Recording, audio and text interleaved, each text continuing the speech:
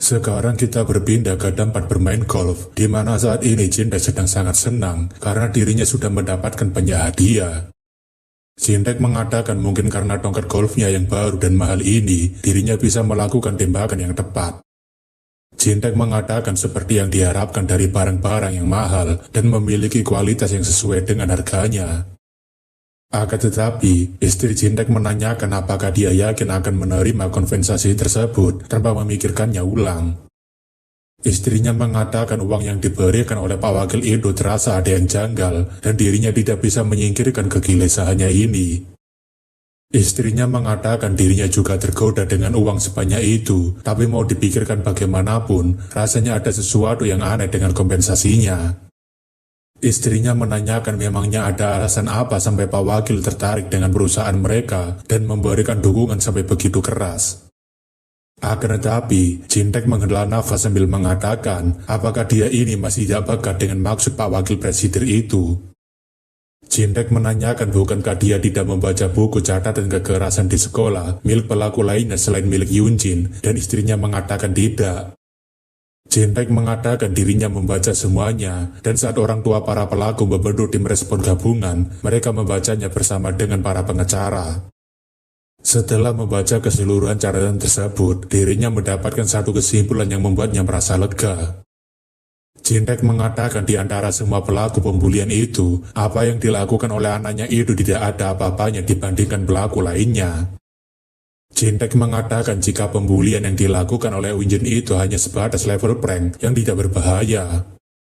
Perundungan yang dilakukan oleh anak-anak itu, kalau dibandingkan dengan perpeloncoan di masa wamilnya, itu bukanlah apa-apa.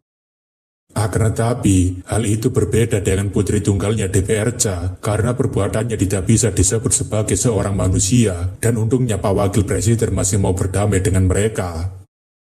Jindek mengatakan dirinya bahkan tidak bisa membayangkan pembalasan dendam seperti apa yang bisa dilakukan oleh Pak Wakil Presiden pada seorang putri anggota DPR itu. Singkatnya, jika dia masih belum paham, alasan kenapa Pak Wakil memberikan mereka uang sebesar ini adalah untuk mendapatkan dukungan dari mereka. Pada akhirnya, target utama Lee Myung-jun pastilah putrinya DPRca itu, tapi DPRca sendiri itu bukan anggota kongres biasa. Mau sekuat apapun Lee Myung-jun, dia tidak akan bisa menghadapi lawan yang lebih berkuasa untuk dikalahkan seorang diri. Di situasi seperti itu, apalagi arti dibalik uang yang diberikan pada mereka, selain untuk membuat mereka bersekutu dan membantu balas dendamnya. Jindek mengatakan dirinya sendiri telah mengenal keluarga para pelaku untuk waktu yang lama, jadi dia pasti berpikir untuk memanfaatkan dirinya sebagai mata-mata. Jindek mengatakan mereka hanya perlu memanen keuntungan selama berperan dari kedua sisi saja. Istrinya tentunya mengatakan sepertinya suaminya ini sangatlah jenius, dan Jindek mengatakan dirinya tidak pernah membuat kesalahan. Jindek mengatakan agar dia menunggu saja sampai waktunya tiba, karena Yunjin dan Garam pasti akan menjadi teman dekat. Namun sepertinya, keyakinan yang dipegang oleh Jindek sangatlah berkebalikan, karena sekarang Yunjin diperlakukan seperti binatang peliharaan di depan semua orang. Yunjin yang berjalan dan menggonggong seperti anjing disaksikan oleh semua siswi di sekolah, bahkan Sehe dan Jejin ditugaskan untuk merekam Yunjin. Para siswi itu berpikir apakah mereka ini sudah gila, bahkan sepertinya sekolah mereka tidak pernah sepi dengan yang namanya pembulian seperti ini. Para siswi itu sadar jika tidak ada yang berani menentang perintah Garam, tapi sebenarnya mereka senang juga melihat Yunjin diperlakukan seperti ini. Mereka merasa jika Yunjin sudah bertemu dengan lawan tandingannya, dan rasanya begitu menyenangkan karena dia sejak dulu bergantung pada kakaknya itu. Mendengar dirinya terus-menerus diejek, Yunjin tentunya membedak mereka sembari mengatakan dirinya akan mengingat wajah mereka yang menertawakannya. Yunjin mengatakan agar mereka menunggu saja sampai kakaknya selesai melakukan rehabilitasi, dan setelah itu mereka semua akan mendapatkan akibatnya. Akan tetapi karena Yunjin tidak berbicara seperti anjing, Garam tentunya menarik tali pengekangnya dan membuat Yunjin tersungkur. Garam mengatakan kenapa Yunjin malah menggonggong seperti itu di depan teman-temannya, atau haruskah dirinya membawakan pengekang anti gonggongan. Namun ketika melihat Sehe yang tidak begitu bersemangat, Garam menanyakan kenapa wajahnya itu seperti tidak terima. Garam menanyakan kalau dia tidak mau merekamnya, maka Si Hye yang harus menggantikan peran sebagai seekor anjingnya, dan Si Hye mengatakan dirinya hanya gugup saja.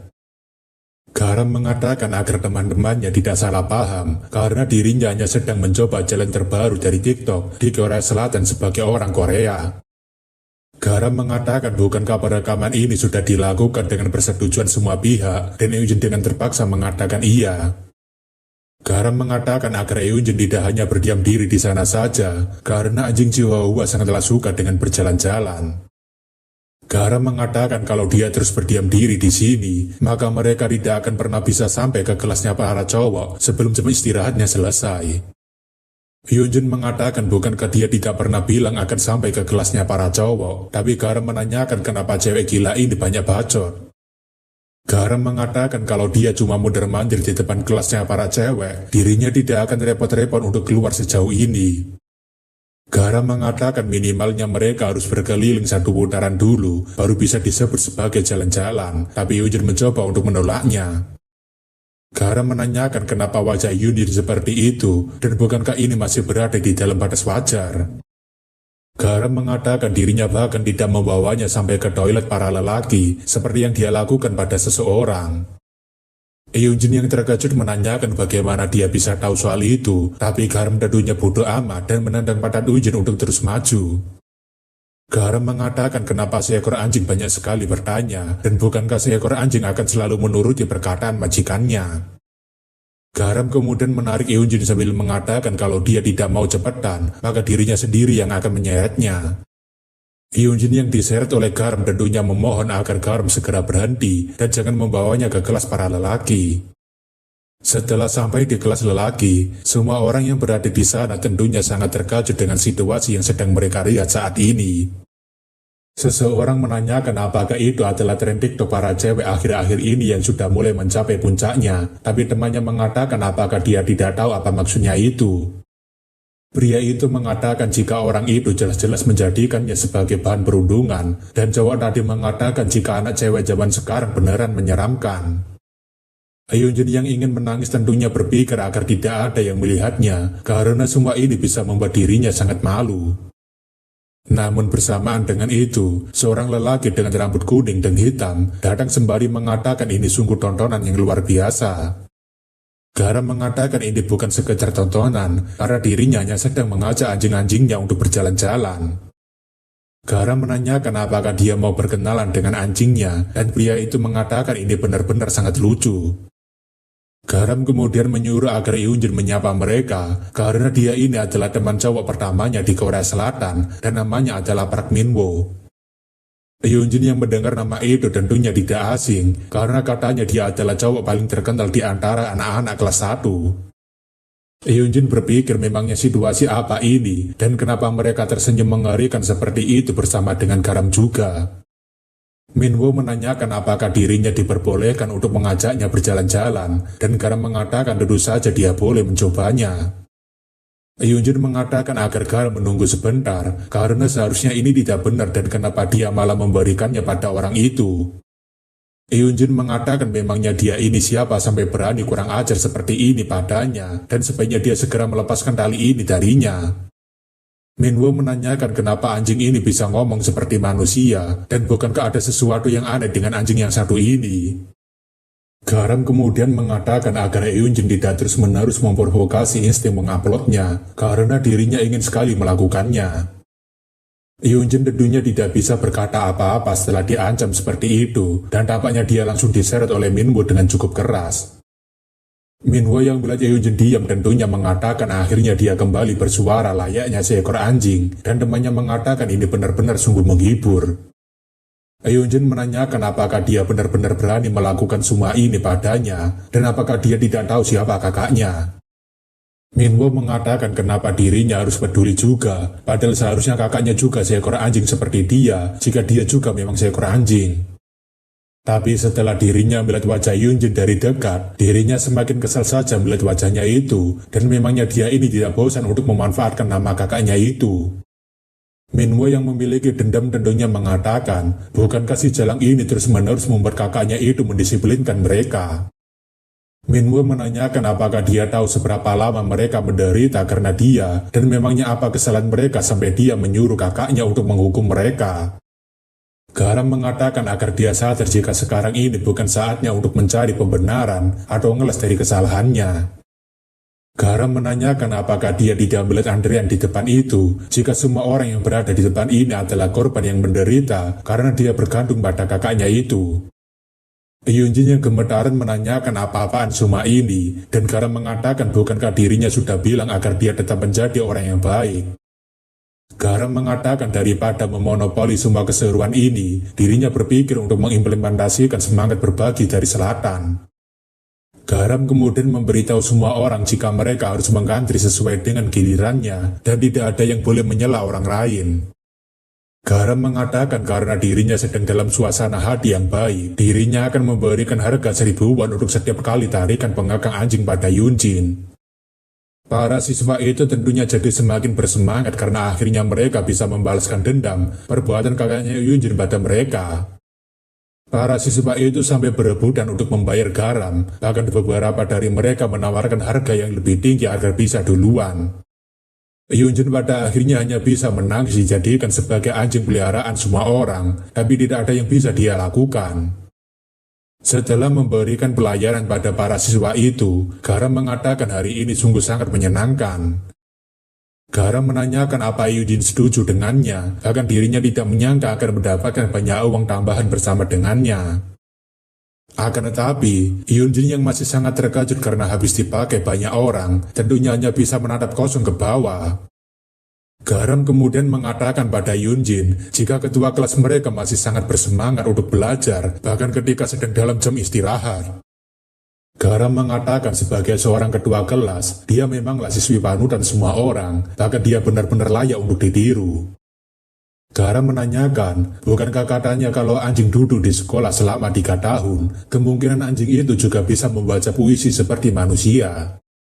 Garam mengatakan jika Hyunjin menggonggong di sebelah ketua kelas, mungkin dia juga bisa membuatnya jadi bisa menyelesaikan ujian masuk kuliahnya. Garam kemudian membawa Hyunjin ke samping Yejin sambil mengatakan agar dia segera menggonggong dengan sangat keras sampai didengarkan oleh ketua kelas. Garam mengatakan kalau dia sampai berani menggonggong setengah hati, dirinya akan memastikan akan mengiklankan fotonya secara luas. Hyunjin yang tidak memiliki pilihan tentunya menggonggong pada Yejin dengan sangat keras, tapi Yejin tidak memperdulikannya. Hyunjin tentunya menggonggong semakin keras, tetapi dalam pikirannya, Yejin merasa dirinya harus tetap tenang dan mengabaikannya. Hyunjin terus-menerus menggonggong seperti anjing dengan sangat keras, bahkan semua orang yang melihatnya merasa sangat kasihan padanya. Hyunjin masih berusaha untuk terus menggonggong seperti anjing dengan waktu yang lama, sampai-sampai membuat kesabaran Yejin menyentuh batasannya. Karena sudah tidak tahan dengan gonggongan anjingnya, Yejin mematahkan pulpennya sambil menanyakan memangnya dia ini siapa. Garam dengan wajah tidak bersalahnya mengatakan, tentu saja dirinya ini adalah pemilik anjing yang menggemaskan ini. Yejin menanyakan apakah dia tahu apa yang sedang dia lakukan ini, dan Garam mengatakan dirinya sedang mengajak anjingnya jalan-jalan. Garam mengatakan agar kedua kelas tidak perlu khawatir, karena anjingnya ini tidak akan pernah menggigitnya. Garam mengatakan agar ketua kelas kembali belajar saja, karena dirinya akan mengurus anjingnya sendiri dengan baik, dan akan memberikannya vaksin rabies. Garam menanyakan kenapa ketua kelas malah mau pergi, dan Yejin mengatakan apakah dia ini memang gila. Yejin mengatakan lebih baik dirinya tidak berurusan dengan orang gila seperti mereka, tapi tampaknya Garam semakin tidak sabar untuk mengerjai kedua kelas. Yejin sekarang yakin jika Garam telah diberikan dukungan oleh orang itu, dan orang yang memberikan dukungan pada Garam tidak lain adalah Lee Myung-jon. Terlebih lagi, Yejin saat ini sangat yakin jika target selanjutnya adalah dirinya, jadi mulai dari sekarang dirinya juga harus membuat rencana pembalasan. Sekarang kita diperlihatkan lagi sedikit masa lalu Yena, di mana dia diperlakukan sangat buruk oleh para pembuli. Para pembuli itu mengatakan dia ini sangat bodoh, dan bukankah memukuli orang ini sangatlah menyenangkan. Orang itu tidak lain adalah Yejin ketika dia masih SMP, dan memperlakukan Yena lebih parah dibandingkan Hyunjin. Yejin mengatakan jika dosis mematikan rata-rata nikotin pada rokok lebih rendah daripada dosis mematikan racun sianida. Yejin mengatakan bukankah itu berarti jika orang yang sering merokok akan dalam bahaya karena dosis mematikannya. Akan tetapi, Yejin mengatakan bukankah dirinya masih baik-baik saja setelah dirinya mencoba untuk banyak merokok. Yejin menanyakan bagaimana jika rokok itu dimakan langsung oleh seseorang, apakah itu nanti dampaknya akan lebih terasa atau tidak. Yejin mengatakan agar dia tidak perlu takut, karena dia tidak akan langsung mati hanya karena memakan rokok ini. Yejin memberitahu jika kebanyakan nikotin akan membuat seseorang menjadi muntah-muntah, jadi hiena pasti akan mengeluarkan rokoknya itu sendiri jika sudah kebanyakan. Ya, admin sendiri sudah capek dengan adegan seperti ini, karena kebanyakan omongannya dan mengganggu jalan cerita balas dendamnya. Pokoknya inti dari adegan ini adalah Yejin memberi hiena memakan barang-barang yang seharusnya tidak boleh untuk dimakan. Selain itu, Yejin juga menyuruh agar Yunjin memegang hiena karena dia tidak mungkin mau untuk memakan rokoknya sendiri, jadi dirinya harus memaksakan rokok ini masuk ke dalam mulutnya. Yunjin awalnya ragu untuk melakukannya, tapi dalam dibalik penyiksaan hiena sedang menonton, jadi Yejin ingin agar Yunjin peka. Yang jelas, adegan ini tidak boleh ditiru ya. Kalau kalian kepikiran untuk menirunya, artinya kalian harus pergi ke psikolog dan dimasukkan ke rumah sakit jiwa. Sekarang kita bersama lagi dengan Sekretaris Baek yang menjelaskan jika target balas dendam setelah Yunjin adalah putri dari wakil kepala rumah sakit umum Taiwan dan ketua dari kelas 16. Sekretaris Baek mengatakan jika orang ini terkenal sangat kejam karena mengajar Nona Hiena dengan sangat brutal dan menyiksanya dengan benda-benda asing seperti tisu, koran, dan rokok. Meskipun sikapnya sangat kejam, tapi dia sangatlah berhati-hati dalam melakukan tindakan kekerasannya di luar sekolah dan jauh dari pandangan para siswa lainnya. Sebagai hasilnya, hanya ada sedikit orang saja yang tahu soal kekerasan yang dilakukan oleh Moon Yejin, tapi Myungjun tidak setuju dengan itu. Myungjun mengatakan jika seharusnya Sekretaris Baek mengatakan jika Yejin melakukan perundungan dengan cara paling pengecut daripada berhati-hati. Sekretaris Baek mengatakan dirinya meminta maaf dan akan memperbaikinya, jadi mereka akan melanjutkan ke penjelasan berikutnya. Yejin awalnya berniat untuk menekuni atletik sejak SMP, tetapi ayahnya yang merupakan seorang direktur rumah sakit menekannya untuk masuk ke universitas kedokteran hingga membuatnya jadi stres. Sekretaris Baek mengatakan hal ini bisa mereka manfaatkan untuk pembalasan dendam, tapi saat ini Garam memiliki otoritas untuk merencanakan balas dendamnya. Sekretaris Baek menanyakan apakah Garam sudah mendapatkan ide untuk merencanakan balas dendam yang cocok pada Yejin. Garam mengatakan kalau kepribadiannya seperti itu, Garam merasa metode yang paling cocok adalah dengan memberikannya reedukasi padanya.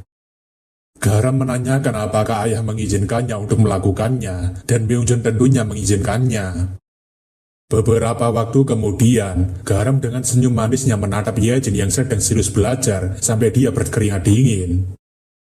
Tanpa berkedip sekalipun, Garam menatap Yejin terus-menerus, bahkan membuatnya sampai terganggu dengan tatapannya. Yejin berpikir sudah 5 mata pelajaran dia melakukan omong kosong ini, dan memangnya apa yang sebenarnya ingin dia lakukan setiap jam istirahat. Yejin yang sudah muak menanyakan kalau dia memiliki sesuatu yang ingin dia katakan, sebaiknya dia mulai saja berbicara dengannya dan berhenti mengganggunya.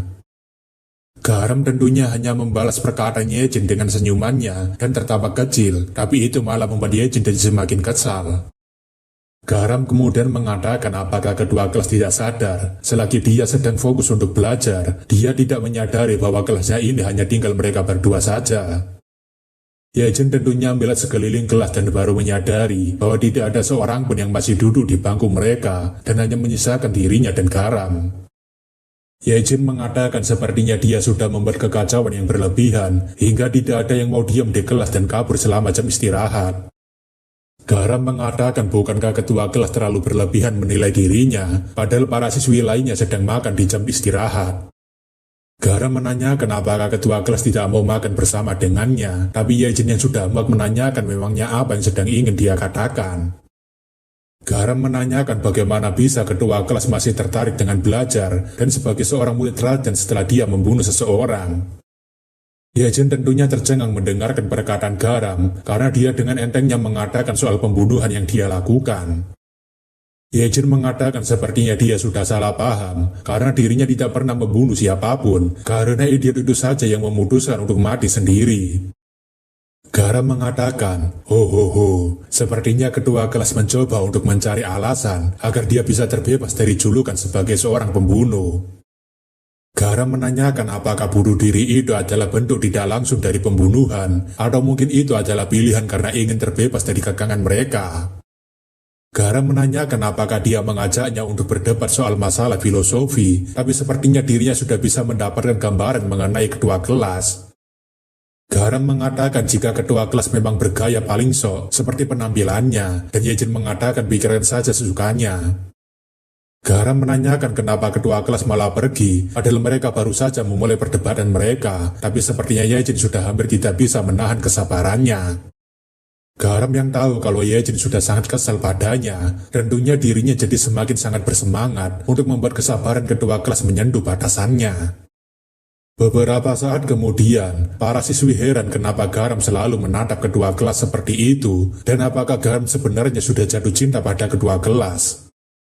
Para siswi itu merasa jika akhir-akhir ini Garam tidak membuat kegaduhan seperti sebelumnya, dan hanya menatap ketua kelas di saat jam istirahat. Garam menanyakan apakah ketua kelas tidak bosan menatap buku seperti itu terus-menerus, dan bukankah nantinya dia bisa merusak matanya sendiri jika terlalu banyak belajar. Garam mengatakan jika dirinya kesepian, jadi dirinya ingin bermain dengan ketua kelas, tapi Yejin berpikir agar dirinya tetap fokus dan mengabaikan orang gila ini.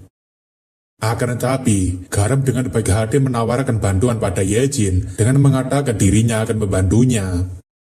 Garam dengan penuh semangat mencoret-coret buku pelajaran seperti yang dilakukan Yejin sambil mengatakan dirinya bisa melakukannya dengan cepat. Yejin yang sangat marah tentunya menarik bukunya sambil mengatakan, memangnya apa yang sedang wanita gila ini lakukan padanya? Garam dengan wajah sedihnya mengatakan dirinya hanya mencoba membantu ketua kelas untuk mewarnai bukunya, karena dirinya merasa jika ketua kelas akan pegel jika melakukannya sendirian. Garam mengatakan agar ketua kelas tidak perlu berdariak seperti itu dan menakuti dirinya, tapi Yejin yang sudah tidak sabar mengatakan apakah wanita ini benar-benar sudah gila. Garam kemudian menanyakan apakah ketua kelas sekarang mau bermain dengannya, tetapi Yejin menyuruh agar dia tidak menempel padanya. Garam terus-menerus mengatakan agar ketua kelas bermain dengannya, dan para siswi menanyakan apa yang dilakukan oleh ketua kelas sampai Garam bertindak seperti itu. Salah satu siswi itu mengatakan, bukankah wajah ketua kelas yang sedang marah pada Garam itu terlihat sangat menyeramkan. Yejin yang saat ini sangat kesal tentunya melampiaskan kemarahannya dengan menendang tong sampah sambil mengatakan dasar cewek sialan. Setelah melampiaskan amarahnya pada tong sampah, Yejin tampaknya mulai mengatur nafasnya dan meredakan amarahnya. Namun yang lebih penting lagi, dirinya tidak boleh sampai terlihat oleh orang-orang jika dirinya melampiaskan amarahnya di sini. Selain itu, Yejin sangat penasaran kenapa wanita gila itu tidak mengejarnya sampai kemari, padahal dia sudah seharian membuatnya kesal. Lebih parahnya lagi, Garam bisa membuka lokernya seperti kucing pencuri dan merobek-robek buku referensinya seharga 80.000 won. Akan tetapi, Yejin merasa cukup lega karena dirinya tidak dirundung seperti yang dilakukan Garam pada Yunjin.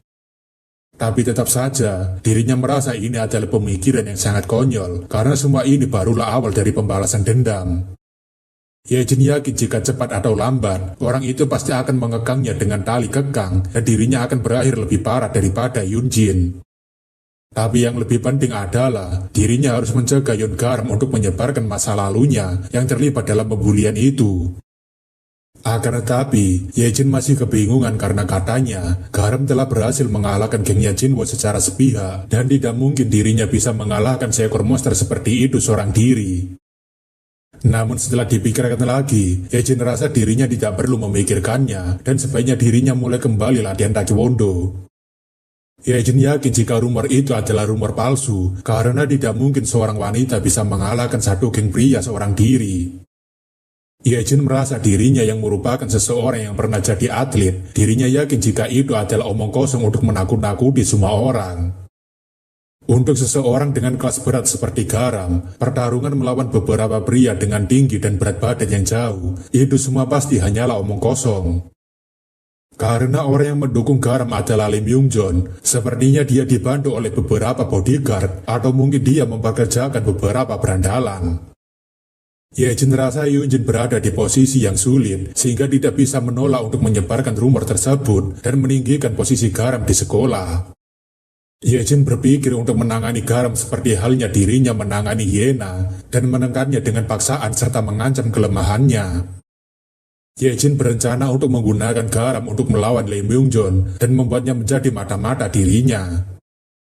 Yejin sangat yakin jika tidak ada satupun cewek di SMA ini yang bisa mengalahkannya secara langsung dan menangkap Garam adalah urusan yang sangat mudah baginya.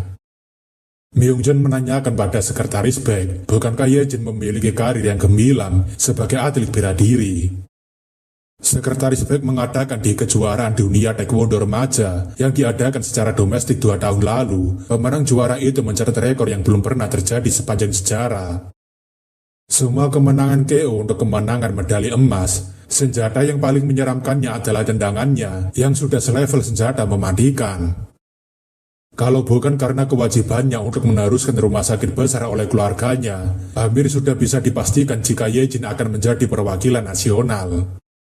Dengan kemampuan seperti itu, Yejin tentunya berpikir jika dirinya kali ini pasti akan menghajar wanita itu dan mematahkan setidaknya kedua kakinya.